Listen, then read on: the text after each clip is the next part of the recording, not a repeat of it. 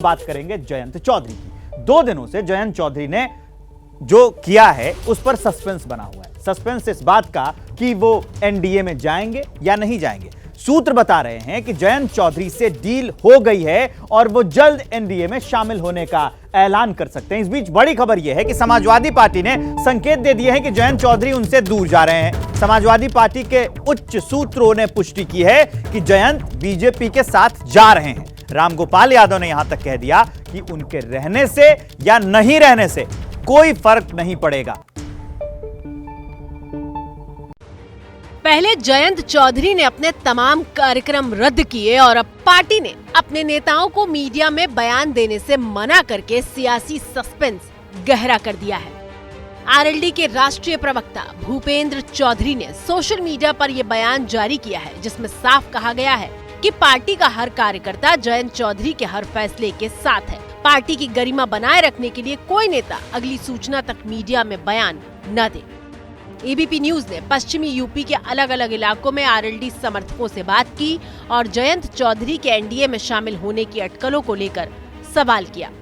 समाजवादी और राष्ट्रीय लोकदल का अखिलेश और जयंत चौधरी के बीच हमारी 7 सीटों पर समझौता हुआ था और 4 कैंडिडेट समाजवादी अपने लड़ाना चाह रही है और उससे क्षेत्रवासियों में और हमारे जो लोक दल के कार्यकर्ता है उसमें सभी में रोष है। इसलिए चौधरी साहब को मजबूरी में एनडीए में भाजपा में जाना पड़ रहा है। जनता की मजबूरी है अपने नेता के पीछे रहना।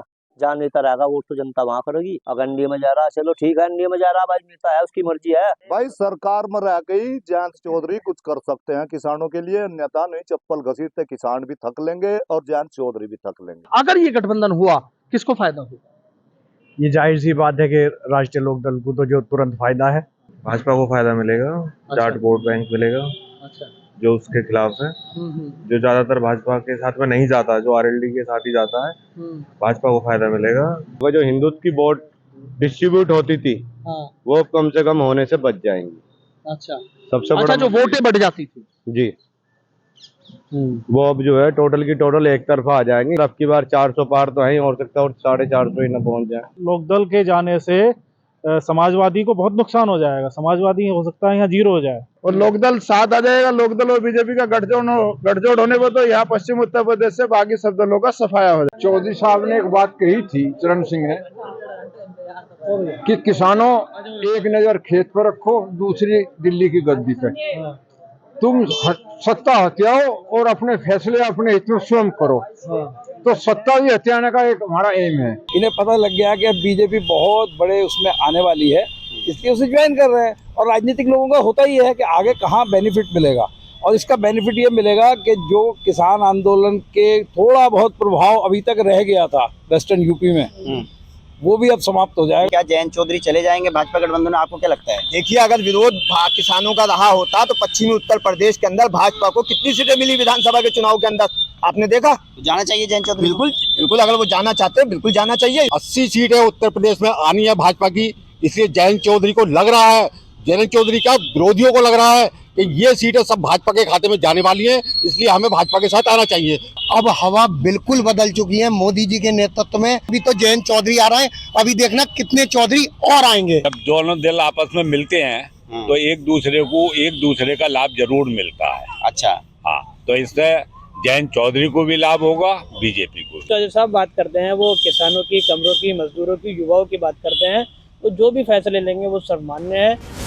समर्थक जयंत के फैसले के साथ हैं, लेकिन जिन लोगों के साथ जयंत की अभी पॉलिटिकल गाड़ी चल रही थी वो बेचैन है। पहले कांग्रेस अध्यक्ष मल्लिकार्जुन खड़गे की एक झुंझुलाहट को देखिए। सर, जयंत चौधरी पे क्या, जयंत चौधरी से आप लोग बातचीत कर रहे हैं? उनके बीजेपी में के साथ जाने की चर्चा है?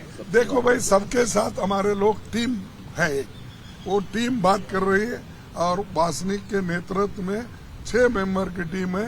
हर जगह हम कांटेक्ट कर रहे हैं, लेकिन हर चीज डिस्क्लोज प्रेस को नहीं कर सकते जब तक वो ये नहीं बनता। समाजवादी पार्टी के महासचिव रामगोपाल यादव ने एबीपी न्यूज के कैमरे पर कह दिया कि जयंत के जाने से फर्क नहीं पड़ने वाला। उससे कोई फर्क नहीं पड़ता। आरएलडी का जो बेस वोट था वो पहले ही बीजेपी को चला गया। इस बीच एबीपी न्यूज को समाजवादी पार्टी के उच्च सूत्रों ने भी कंफर्म किया है कि जयंत एनडीए के साथ जाने का मन बना चुके हैं। जयंत और बीजेपी दोनों एक दूसरे की राजनीतिक जरूरत है। पहले देखिए कैसे बीजेपी को राज्यसभा चुनाव में जयंत के साथ आने का तात्कालिक फायदा मिलने जा रहा है। यूपी में कुल 10 सीटों पर चुनाव होने हैं। बीजेपी को 7 सीटों पर जीत बड़ी आसानी से मिल जाएगी। वहीं समाजवादी पार्टी के खाते में 2 सीटें आसानी से जा रही हैं। लेकिन समाजवादी पार्टी को अपने तीसरे उम्मीदवार को जिताने के लिए 3 अतिरिक्त वोटों की जरूरत पड़ेगी। ऐसे में अगर जयंत चौधरी राज्यसभा चुनाव से पहले पलटी मार लेते हैं तो समाजवादी पार्टी सिर्फ 3 वोटों से अपने उम्मीदवार को जिता नहीं पाएगी। ऐसे में दूसरी वरीयता के आधार पर बीजेपी गठबंधन अपने 8वें उम्मीदवार को जिता सकता है। यूपी में एक सीट जीतने के लिए 37 वोट चाहिए। समाजवादी पार्टी के पास 108 और आरएलडी के पास 9 वोट है। 3 सीट जीतने के लिए समाजवादी पार्टी को 111 वोट चाहिए।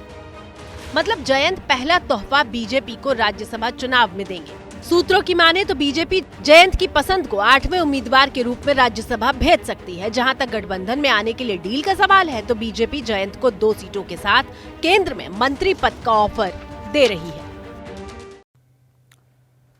अब जरा उत्तर प्रदेश विधानसभा की स्थिति समझिए, जिसके बाद आप समझ पाएंगे कि कैसे जयंत बीजेपी के साथ जाते हैं तो एनडीए को फायदा होगा। असल में इस वक्त विधानसभा में 4 सीट खाली है और कुल 399 विधायक हैं। इनमें बीजेपी के 252 हैं, अपना दल के 13, निषाद पार्टी के 6 हैं, एसपी के 6 विधायक हैं जो एनडीए में हैं। विपक्ष में अभी एसपी के 108 विधायक हैं, आरएलडी के 9 हैं, कांग्रेस के 2 हैं, जनसत्ता पार्टी के 2 हैं और बीएसपी के 2 विधायक हैं। आरएलडी के 9 विधायक एनडीए के साथ जाते हैं तो समाजवादी पार्टी के 3 उम्मीदवारों का राज्यसभा जाना फंस जाएगा और बीजेपी दूसरी वरीयता को आधार बनाते हुए 8 सीटें जीत लेगी। तो यह है पूरा खेला जो समझने की जरूरत है। जयंत चौधरी का एनडीए में आना तय लग रहा है तो बीजेपी ने कुनबा बढ़ाने के लिए पुराने और सहयोगियों को साथ लेने की रणनीति पर काम तेज कर दिया है। जैसे ही घड़ी का काटा दोपहर 2:30 पे आए, बबीता जी का दिल सास बहू साजिश के लिए मचल जाए। और ये है इनकी बहू, पूरे दिन ऑफिस की टेंशन हो जाए गॉन जब ये करें अपना फेवरेट शो फ्री टाइम पे ऑन। इनकी तरह आप भी देखिए अपना फेवरेट शो अपने टाइम पर और डाउनलोड कीजिए एबीपी लाइव ऐप अपने स्मार्ट टीवी पर।